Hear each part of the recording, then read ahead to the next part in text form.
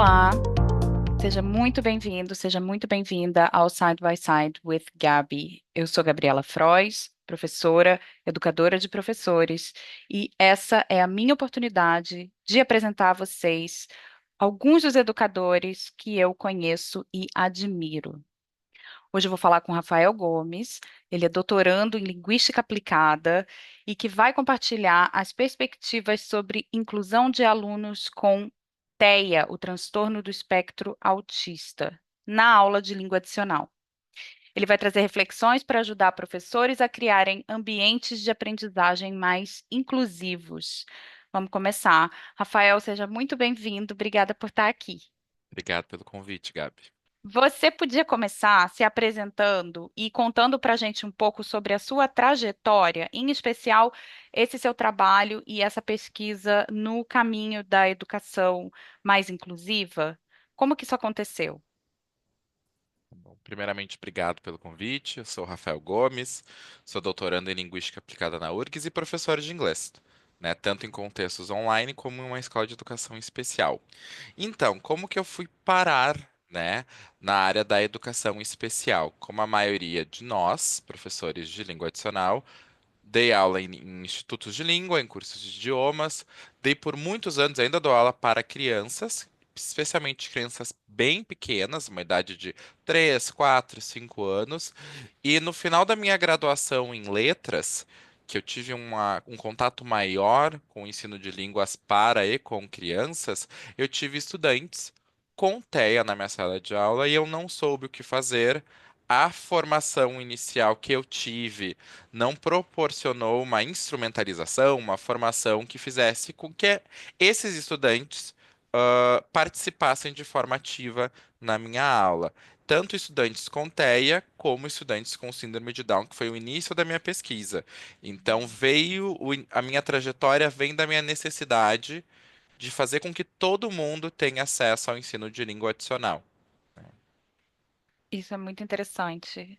Acho que todo mundo que eu entrevistei comentou sobre como é, a área de maior interesse que todos têm tem a ver com essa falta que você reconhece em algum momento na sua prática e que você precisa correr atrás para descobrir. E aí, a partir do momento que você vê aquilo de uma forma muito mais completa e muito mais organizada, você começa a pensar como é que agora eu posso ajudar outras pessoas a fazerem isso sem que elas passem pelo que eu passei, que é muita pesquisa, muita, né, tudo esparramado, você não sabe onde encontrar as informações e etc. É, e aí, da pesquisa do mestrado, você emendou já no doutorado e segue pesquisando o TEA Sim, e como aplicar sim. isso na sala de aula. Sim. Sim, agora na tese o meu foco maior vai ser na formação docente.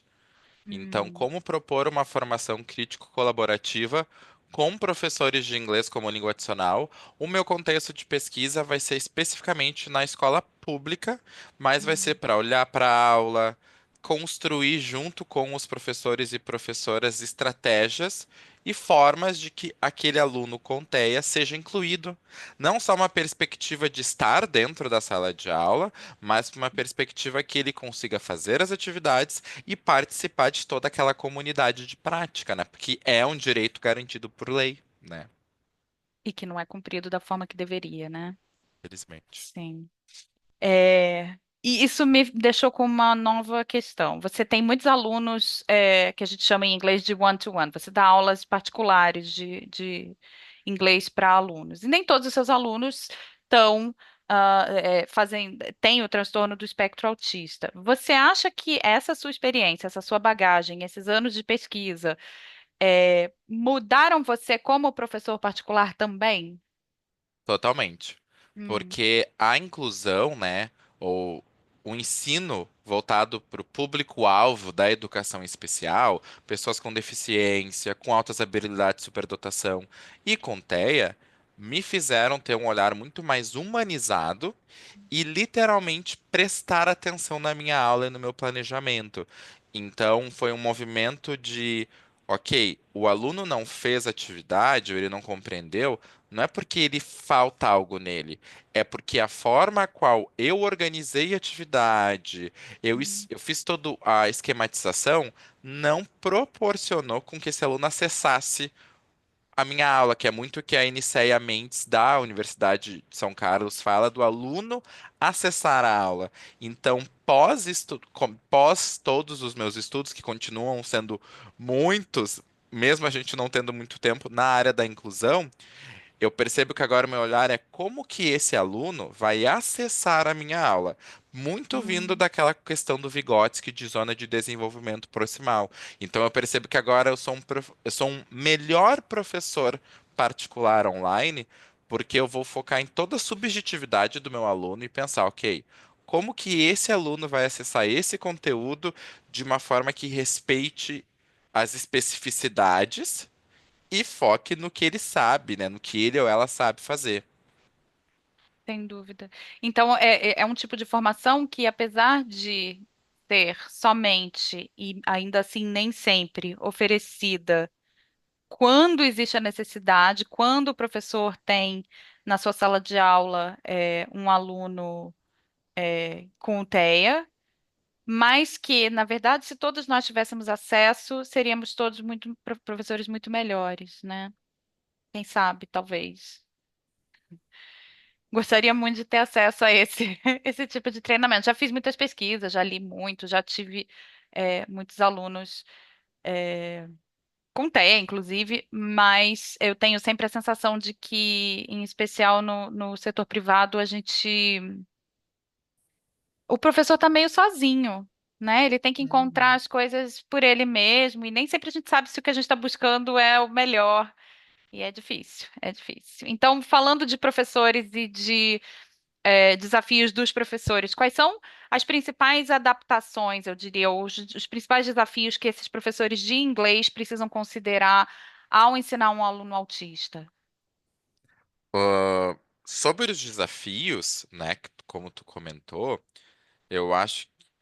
Preferes que eu fale primeiro dos desafios e depois das adaptações? Pode Ou ser? pode Perfeito. ser?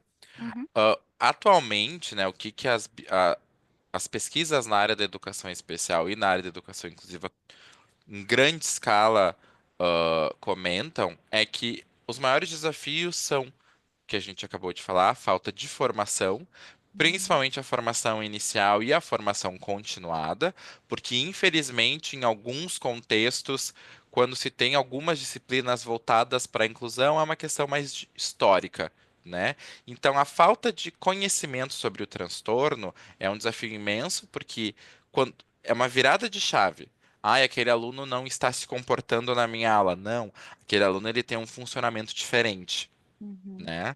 A falta de formação dos professores e também a falta de recursos e apoio, eu acredito que são os maiores desafios. E para lidar com esses desafios de falta de formação, falta de conhecimento sobre o transtorno, falta de recurso e de apoio, eu acredito que o mais importante é primeiro que esse professor conceba esse estudante como um sujeito aprendente, como uhum, a professora Silvia Orru da Unicamp sempre comenta. Ele é um sujeito aprendente, ele consegue aprender. E uma outra questão é pensar que para fazer a inclusão a gente não tem que inventar a roda. Não é uma coisa extremamente difícil, porque tem esse imaginário popular que, meu Deus, eu vou ter que fazer tudo do zero. Na uhum, verdade, não. Na verdade, uma primeira adaptação, ou vou trocar o termo, um primeiro movimento inclusivo, seria criar essa comunidade inclusiva em sala de aula. Então, por exemplo, professores de língua em contextos particulares vão trabalhar, sei lá, com esportes. Ao invés da gente trabalhar com uma notícia, com lista de vocabulário, por que que a gente não fala sobre as Paralimpíadas? uhum, uhum, Né? Então, trazer o público-alvo da educação especial para dentro da nossa sala de aula, para que é algo que está aí fora. Essas pessoas existem, elas precisam ser vistas. Então, acho que esse é o primeiro movimento inclusivo que possa ser feito. Além disso, uma coisa mais específica para a sala de aula, tanto a sala de aula online quanto a sala de aula presencial, é estabelecer uma rotina. né? O estudante conhecer o que que a gente faz em aula. Ah, nós começamos fazendo um momento de cumprimentos. Depois eu quero saber da tua semana.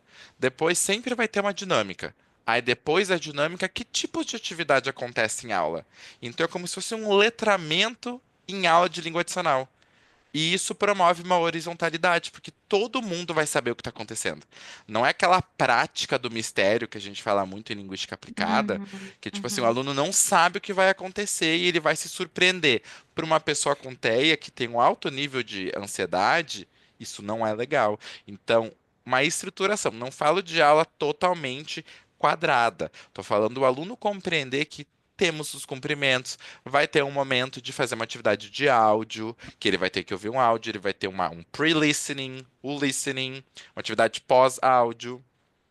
Outra estratégia que tem se mostrado muito eficaz nas pesquisas sobre ensino de línguas adicionais é o uso de recursos visuais, porque pessoas com TEA podem ter mais dificuldade em compreensão de estímulos auditivos, porque tem uhum, muito estímulo e essa pessoa pode.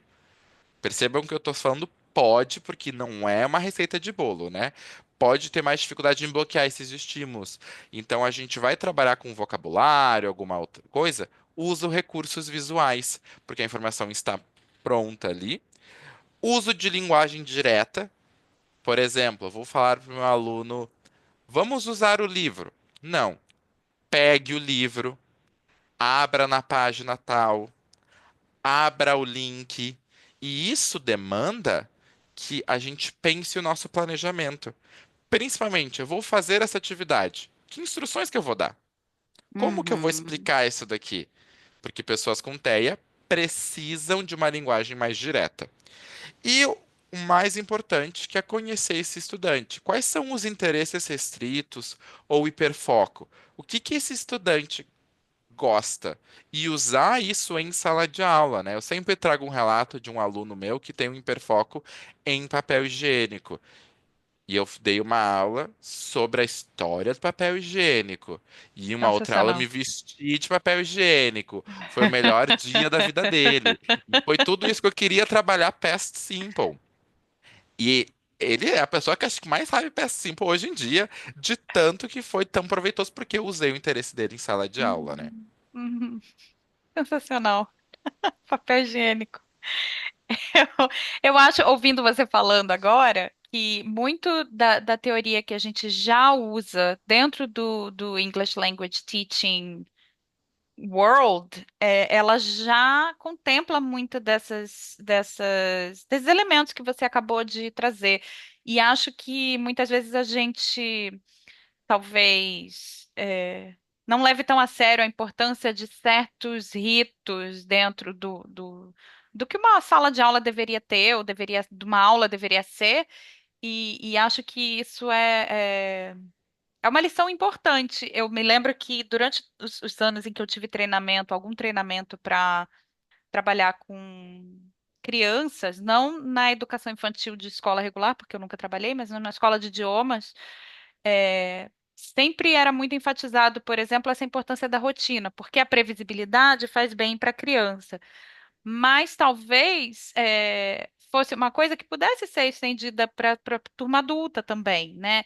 E acho que, da mesma forma que eu, por exemplo, que trabalho muito com a educação inclusiva para a comunidade LGBT, falo sempre nas palestras da importância de você não ter que necessariamente saber que tem um aluno gay na sua sala de aula para você ter práticas inclusivas e que essas práticas elas têm que permear a sua aula todo o tempo, porque as pessoas não precisam vir marcadas para você aí a partir daí fazer alguma coisa. Acho que o mesmo serve para a educação inclusiva de qualquer em qualquer situação, né? A gente não precisa ter um aluno com TEA na sala de aula para que essas práticas inclusivas estejam ali, para caso ele chegue, aquilo já fazer parte da sua rotina da sala de aula e aquilo já fazer parte de como você lida com a aula. E isso, inclusive, talvez cause menos resistência por parte até dos Uhum. alunos, dos pais e tudo mais. Faz E sentido até do isso? professor, né? Faz Uhum, totalmente sentido, porque quando a gente parte de uma ideia de uma sala de aula que a gente quer desenvolver o pensamento crítico, que a gente uhum, quer que esses estudantes se percebam como sujeitos aprendentes, e a gente quer uma sala de aula que mostre o mundo como ele é, a gente uhum, tem que promover ações pedagógicas que incluam tudo e todos, né? Porque sem daí aquilo dúvida. vai mudando os alunos. Não é uma questão de causalidade, né? De causa e efeito, mas o aluno vai tendo contato com outras formas de ser e existir, né? E eu lembro muito claro do dia que eu trabalhei Paralimpíadas com uma aluna de 9 anos de idade e o quanto aquilo foi impactante para ela, Uhum, porque a mãe dela comentou comigo depois que, Rafa, eu percebia que ela tinha comportamentos capacitistas com alguns colegas da escola e ela, claro, é uma criança, é um uhum, processo, mas ela, a mãe relatando que a filha percebeu uma outra pessoa tendo um comportamento capacitista e falou: "Não, pera, isso não é certo". E isso tudo foi algo que eu parte disso advém da aula, né? Então, o sim. nosso trabalho enquanto educador, né, além de ser aquele esperançar bem freiriano, é promover um pensamento crítico e aulas culturalmente relevantes. A gente está numa sociedade que existem pessoas público-alvo da educação especial. Então, a gente precisa trazer essas pessoas para dentro de sala de aula, não apenas para abordar a inclusão, mas, por exemplo, por que não a gente vai trabalhar viagens?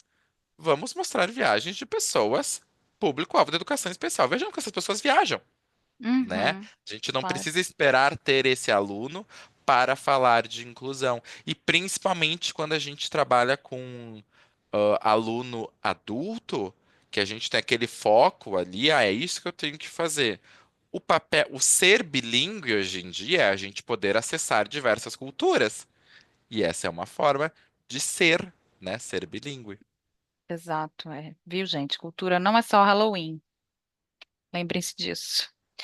Rafael, essa entrevista está acontecendo em português, assim como o workshop que você vai oferecer para a gente vai ser em português. Você pode explicar por que seria mais importante que fosse assim?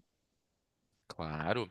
Então, as legislações sobre inclusão brasileiras, elas são um pouco diferentes de legislações de outros países. E Uhum, nós, no Brasil, nós temos características específicas de, por exemplo, estudantes vão ser incluídos em sala de aula. Tem diversas especificidades que eu acredito que seria mais pertinente a gente abordar em português, até para ter um acesso maior, né? Mais pessoas consigam acessar isso, porque em relação a essa questão, sempre perguntam, por que que tu não olha para os países do norte global? E eu falo porque as políticas de inclusão são diferentes, né? Por exemplo, nos Estados Unidos existem classes especializadas, escolas especializadas. A inclusão é separada. Nós temos isso no Brasil também, mas nós temos um viés mais social. Então, para conhecer todas essas questões das leis e conhecendo a nossa realidade brasileira, eu acredito que seja um pouco mais pertinente e proveitoso essa discussão começar em português, né? sem dúvida nenhuma. Sim. Então vamos falar um pouquinho, super breve, sobre o seu workshop que você vai oferecer na plataforma. O que que os participantes, os professores, e aí não precisam ser professores de inglês necessariamente, podem esperar aprender com esse workshop sobre inclusão e adaptação para alunos com TEA? Ok, uma boa pergunta. Então, eu acho que a primeira coisa que a gente pode esperar é um momento, uma desconstrução, uma desaprendizagem do que é ser professor, né? Porque a inclusão demanda formas outras de ser professor, de estar professor, né? Como o Novoa comenta. Então, quem tiver acesso e participar, né? vai conhecer mais sobre o transtorno do espectro autista, além de uma visão biomédica, mas uma visão social, por um aspecto da neurodiversidade, porque ser uma pessoa com TEA não é só todas aquelas especificidades da visão biomédica. Também conhecer um pouco sobre os processos de aprendizagem, o que que as pesquisas têm falado sobre como esses alunos aprendem, que atividades ou que estratégias são mais exitosas ou não. Conhecer estratégias de ensino e ações pedagógicas que estão presentes em pesquisas, nesse caso, tanto pesquisas em contextos de Brasil, Estados Unidos, Europa, América Latina também, e algumas práticas baseadas em evidências, que tem um pessoal da Universidade de Santa Maria que foca muito nisso, e no finalzinho eu pretendo compartilhar um pouco das minhas experiências nesses 12 anos enquanto professor com alunos com TEA, em contexto de curso de línguas, em contexto de curso online, de aula online, de escola pública e também agora da escola de educação especial que eu trabalho. Nossa, é incrível. Muito obrigada. Obrigada por essa entrevista. Estou ansiosa por esse workshop. Obrigado pelo convite. E obrigada a você por assistir. Eu espero que essa conversa com o Rafael tenha sido esclarecedora e que tenha trazido ideias úteis para a sua prática como professor, ou pelo menos que tenha te deixado curioso, curiosa a respeito do workshop que está por vir. Se você quiser saber mais, não deixe de conferir esse trabalho do Rafa sobre inclusão, sobre adaptação de alunos com TEA. Ele vai estar repleto de estratégias práticas e dicas valiosas. Não se esqueça de me seguir aqui na minha plataforma para mais conversas como essa.